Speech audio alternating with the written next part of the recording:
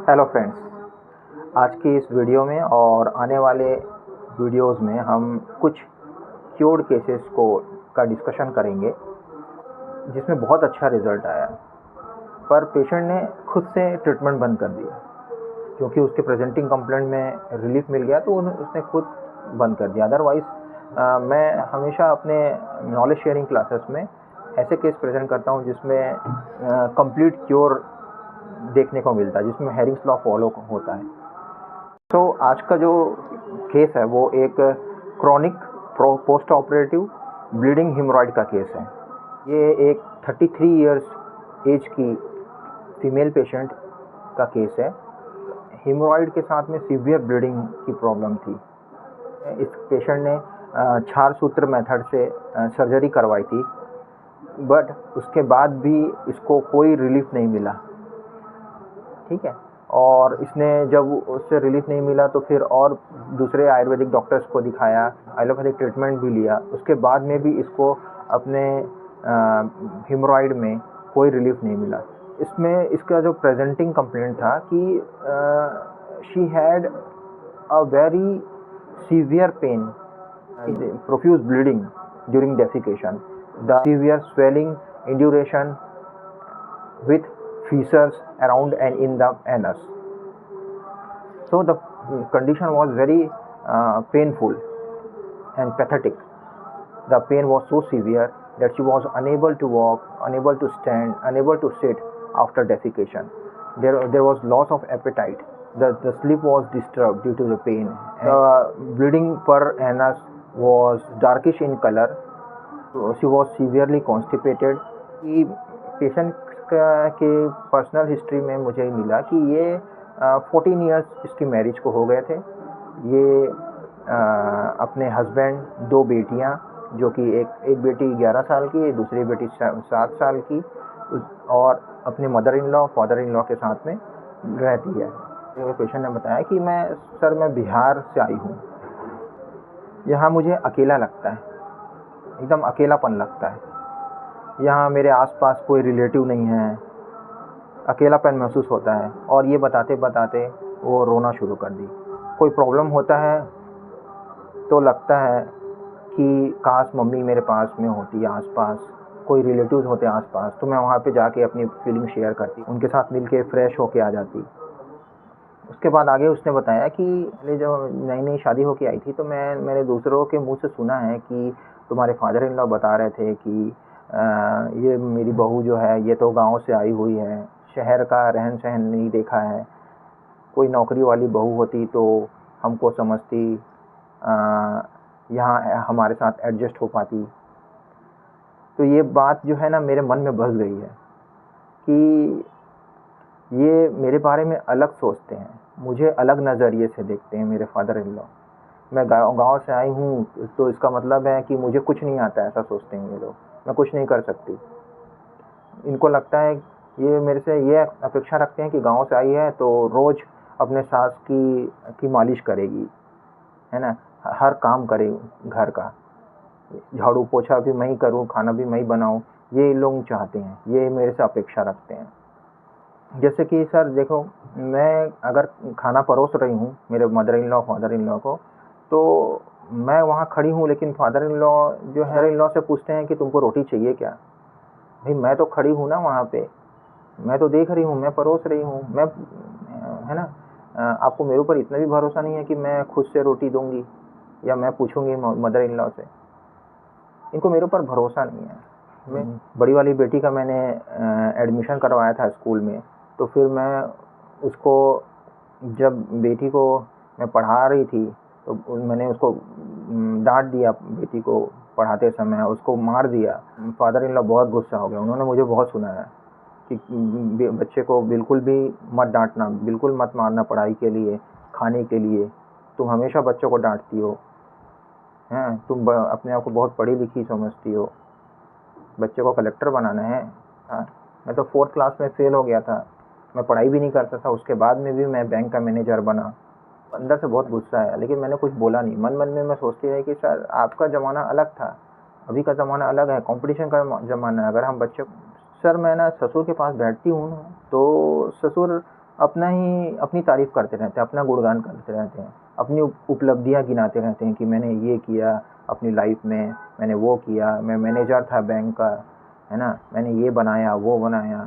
बारे में अपने मायके के बारे में कुछ बताने लगती हूँ, अपनी उपलब्धियाँ अपने मायके की गिनाने लगती हूँ, तो मेरे जो फादर इन लॉ मुझे चुप करवा देते हैं।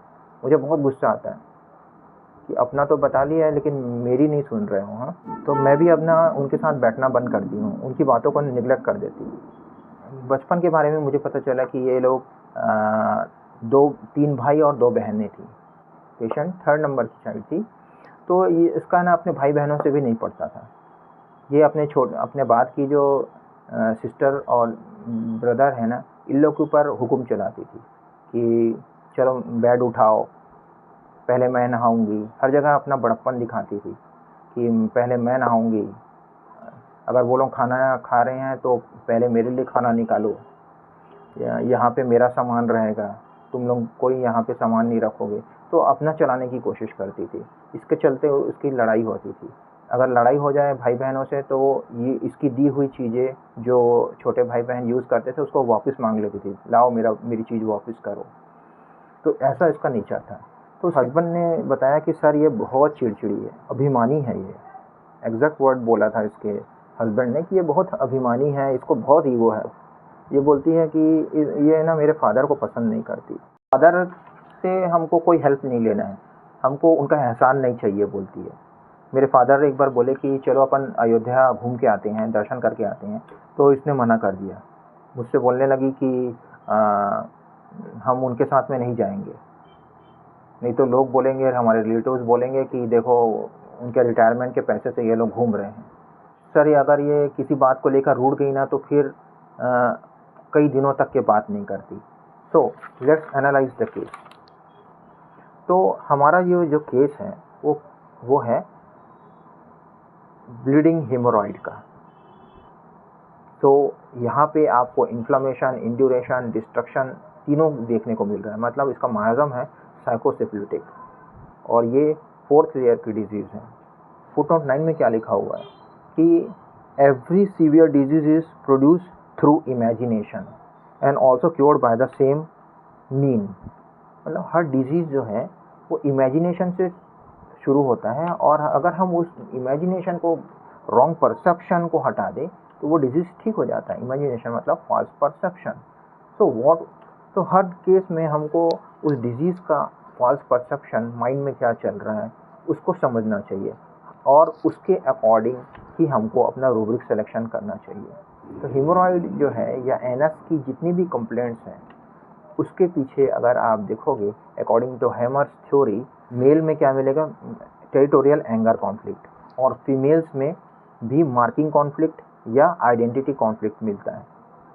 आइडेंटिटी कॉन्फ्लिक्ट या मार्किंग कॉन्फ्लिक्ट, इसका मतलब होता है कि जब कोई फीमेल किसी अपने परिवार में, अपने रिलेटिव्स के बीच में, अपनी फैमिली के बीच में, फ्रेंड सर्कल के बीच में, किसी ग्रुप में जब अपना प्लेस नहीं बना पाती है, अपनी जगह ना बना पाए, अपनी पोजीशन ना बना पाए, तो ये जो कॉन्फ्लिक्ट है कि मेरी कोई आइडेंटिटी नहीं है इस घर में, इस ग्रुप में, फीसर्स, हेमोरॉइड्स, ये सब प्रॉब्लम हो जाती है। सो हमारे केस में भी देखिए आपको ये कॉन्फ्लिक्ट मिल रहा है। हमारी जो पेशेंट है इसकी शादी को 14 साल हो गए, उसके बाद में भी उसने मुझे आते ही क्या बताया कि सर मुझे अकेला लगता है, यहाँ पे मेरे आसपास कोई रिलेटिव्स नहीं है, मैं एकदम अकेली हूँ। जबकि उसके हस्बैंड है घर में, उसके हस्बैंड है, उसके फादर इन लॉ है, मदर इन लॉ है, उसके ससुराल के सारे रिलेटिव्स आसपास रहते हैं, उसके बाद में भी वो बोलती है कि मैं अकेली हूँ। ये बड़ा करेक्टरिस्टिक है उसको, है ना। मतलब ये अपने ससुराल में जगह नहीं बना पाई है। सब होते हुए भी उसको लगता है कि मैं अकेली हूँ। यहाँ से अपने को मिलता है मार्किंग कॉन्फ्लिक्ट या आइडेंटिटी कॉन्फ्लिक्ट। सिफिलिटिक है, इसका फॉल्स परसेप्शन है। तो इसके लिए रूब्रिक क्या है, इसके लिए रूब्रिक है delusion alone being belong to anyone she did not. उसको लगता है कि मैं अकेली हूँ और मेरे मुझसे संबंधित कोई नहीं है यहाँ आसपास, मैं किसी से को बिलोंग नहीं करती हूँ। ये एग्जैक्ट रूब्रिक है जो पेशेंट के फॉल्स परसेप्शन को सूट करती है। ये मैंने रिपोर्टराइजेशन में दिया था। नेक्स्ट है, पेशेंट बताती है कि मेरे फादर इन लॉ जो हैं, मैंने किसी ने मुझे बताया था कि तुम्हारे फादर इन लॉ बोल रहे थे कि ये गांव से आई है, शहर का रहन सहन इसको नहीं आता है, पता नहीं है हमारे बीच में एडजस्ट हो पाएगी कि नहीं, अगर नौकरी वाले घर से आती तो एडजस्ट करती। मेरे जो फादर इन लॉ है वो मुझे अलग नज़र से देखते हैं, मुझे नीचे नज़र से देखते हैं, मुझे नीचा समझते हैं। उनको लगता है कि मैं गांव से आई हूँ तो मुझे कुछ नहीं आता, मैं कुछ नहीं कर पाऊँगी। ठीक है, उनको मेरे ऊपर भरोसा नहीं है, उनको लगता है कि मैं उनकी केयर नहीं करूँगी या नहीं करती हूँ। ये भी इसका एक फॉल्स परसेप्शन है। क्योंकि फादर इन लॉ जो है वो कभी डायरेक्टली उससे ऐसा नहीं बोले, तो उसके जो फादर इन लॉ जो है उसकी मदर इन लॉ की बहुत केयर करते हैं, क्योंकि वो बीमार रहती है। तो इसलिए वो खाना खाते समय उसको हर चीज़ का पूछते हैं कि आपको रोटी दूँ, रोटी चाहिए, सब्जी चाहिए कि क्या चाहिए, हर चीज़ में वो उसको पूछते हैं। तो ये गलत समझ जाती है, इसको लगता है कि मुझे निगलेक्ट कर रहे हैं या मेरे ऊपर विश्वास नहीं कर रहे हैं कि मैं इनको अच्छे से खाना दूंगी। तो ये भी एक फॉल्स परसेप्शन है। तो इसके लिए रूब्रिक है डिल्यूजन डिस्पाइज्ड। डिस्पाइज्ड का मतलब है कि ट्रीटेड विद डिसलाइक और कंटेम्प्ट। पेशेंट को लगता है कि मुझे पसंद नहीं करते हैं, मुझ पर भरोसा नहीं करते हैं और मुझे तुच्छ समझते हैं या मुझे तिरस्कृत करते हैं, तिरस्कार की नज़र से देखते हैं। एक और वर्जन जो है मुझे बहुत कैरेक्टरिस्टिक लगा, वो है कि बचपन में आप देखोगे तो पेशेंट क्या हमेशा अपना चलाने की कोशिश करती थी कि मैं बड़ी हूँ तो तुम बिस्तर उठाओ, मेरे लिए खाना परोसो, पहले मैं नहाने जाऊँगी, यहाँ मेरी चीज़ रहेगी, अपना वर्चस्व दिखाने की कोशिश करती थी। और यहाँ पे भी उसके फादर इन लॉ जब अपने बारे में बताते थे कि मैंने ऐसे किया वैसा किया, तो ये भी अपनी क्या बोलते हैं मायके के बारे में बताने की कोशिश करती थी कि मेरे मायके में भी ये अच्छा है या वो अच्छा है या ऐसा मेरे फादर ने भी ऐसा किया वैसा किया। लेकिन उसके फादर इन लॉ जो है उसको मतलब रोक देते थे, बोलने से मना कर देते थे। तो इसको बड़ा बुरा लगता था कि अपना तो अचीवमेंट्स हम लोग को बता देते हैं और हमारे बताने की बात आती है तो आप हमको बोलने नहीं देते।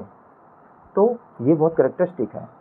इससे ये समझ में आता है कि इसको जो है रिस्पेक्ट चाहिए, मतलब इसको भी अपना वर्चस्व दिखाना है, अपनी उपलब्धि दिखाना है अपने मायके की, है ना। बचपन में भी मैं बड़ी हूँ, तुम ये करो वो करो, यहाँ पे मेरा सामान रहेगा, मैं नहाने जाऊँगी पहले, तो यहाँ पे भी वो उसको रिस्पेक्ट चाहिए। मतलब इसके लिए एक रूब्रिक है रिस्पेक्टेड डिज़ायर्स टू बी। आपको ये रूब्रिक जो है देखने में ये लगता है कि ये तो साइकोटिक रूब्रिक है, जो ईगोइस्टिक पर्सन होता है ना उसको रिस्पेक्ट चाहिए। ये तो एक्चुअली जो है कंप्लीट रिपोर्टिंग और सिंथेसिस रिपोर्टिंग में इस रूब्रिक को रॉन्गली प्रेजेंट किया गया है कि रिस्पेक्टेड डिज़ायर्स टू बी, जो कि साइकोटिक मालूम पड़ता है, पर ये साइकोटिक नहीं है। एक्चुअली जो है ये पेशेंट की फीलिंग है कि उसको लोगों से रिस्पेक्ट मिलना चाहिए। एक्चुअल रूब्रिक जो है फाटक में लिखा हुआ है वो है कि desires respect due to him shown. मतलब पेशेंट को लगता है कि जिस रिस्पेक्ट की वो हकदार है वो उसे मिलना चाहिए, हर किसी से मिलना चाहिए, हर कोई उसको रिस्पेक्ट दे। वो ये नहीं देखता कि रिस्पेक्ट तब मिलती है जब आप रिस्पेक्ट के लायक हो, आपने कुछ अचीव किया है, आपने कोई अच्छा पोजीशन हासिल किया है, रिस्पेक्टफुल आपने वर्क किया है, अचीव किया है, तो आपको रिस्पेक्ट मिलेगी। लेकिन यहाँ पे पेशेंट को वो उसने कुछ अचीव नहीं भी किया होता है तो भी एक्सपेक्ट करता है कि सारे लोग मुझे रिस्पेक्ट दें और मैं उस रिस्पेक्ट की हकदार हूँ। तो हमारे केस में भी था, मैं बड़ी हूँ तो मतलब छोटे लोग मेरे हर ऑर्डर माने, मुझे ही प्रेफरेंस मिले और यहाँ पे भी मुझे रिस्पेक्ट मिले। मतलब मेरे मायके का भी इनको सुनना चाहिए, पता होना चाहिए कि मैं भी बहुत रिस्पेक्टफुल फैमिली से आई हूँ। जैसे फॉर एग्जांपल 2 भाई हैं, एक बड़ा भाई है एक छोटा भाई। अब अगर छोटा भाई अगर सिंसियर है और रिस्पॉन्सिबल पर्सन है, मेहनती है और उसने अगर मेहनत करके कोई अच्छा जॉब हासिल कर लिया, अच्छे पोजीशन हासिल कर ली जॉब में, तो रिलेटिव्स उसको रिस्पेक्ट देते हैं, उसको हर बात के लिए पूछते हैं। तो बड़े को बुरा लगता है जो कि इर्रिस्पॉन्सिबल है, कभी उसने मेहनत नहीं की, तो जॉब कहाँ से मिलेगा बड़े को। लेकिन बड़े को लगता है कि मैं बड़ा हूँ फिर भी जो है इसको, मेरे छोटे भाई को ज़्यादा पूछते हैं रिलेटिव्स, कोई भी काम हो तो इसको ज़्यादा रिस्पेक्ट देते हैं, जबकि मुझे रिस्पेक्ट देना चाहिए, मुझे पूछना चाहिए। तो यहाँ पे बड़े वाले को के लिए रूब्रिक लगता है कि desires respect due to him shown. बड़े होने के नाते मुझे रिस्पेक्ट मिलना चाहिए और मुझे रिस्पेक्ट नहीं मिलता है, छोटे भाई को मिलता है। भाई आपने कुछ अचीव किया हो तो मिलेगा ना रिस्पेक्ट। आपने वो सिंसियरिटी, आपने वो रिस्पॉन्सिबिलिटी दिखाई नहीं कभी फैमिली के प्रति। सो अगर आप इन रूबिक्स को क्रॉस रिप्रोटाइज करते हैं तो आपको एक ही मेडिसिन आती है, हेमामेलिस।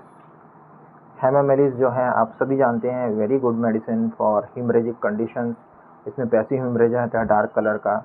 हीमोरॉइड्स की बहुत अच्छी मेडिसिन है, ब्लीडिंग हीमोरॉइड्स की।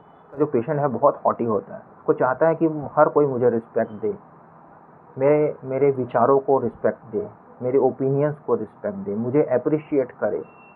तो हेमामेलिस 200 का एक डोज दिया। हेमामेलिस 200 का एक डोज देने के बाद में नेक्स्ट डे उसकी ब्लीडिंग जो है एकदम कम हो गई, उसका पेन कम हो गया, उसको एपेटाइट इम्प्रूव हो गई, स्लीप इम्प्रूव हो गया, धीरे धीरे करके उसकी ब्लीडिंग बंद हो गई, उसकी स्वेलिंग ऑलमोस्ट ठीक हो गई। इसने बस मेडिसिन ली क्योंकि इसको बहुत पूरा आराम पड़ गया था अपने हीमोरॉइड्स की कंप्लेंट में, तो इसने खुद से मेडिसिन बंद कर दी और अभी तक के मेरे पास में ये केस नहीं आया। So this was the case. I hope you learn from this case and you will apply your today's learning in your clinic and you will get good results. Thank you.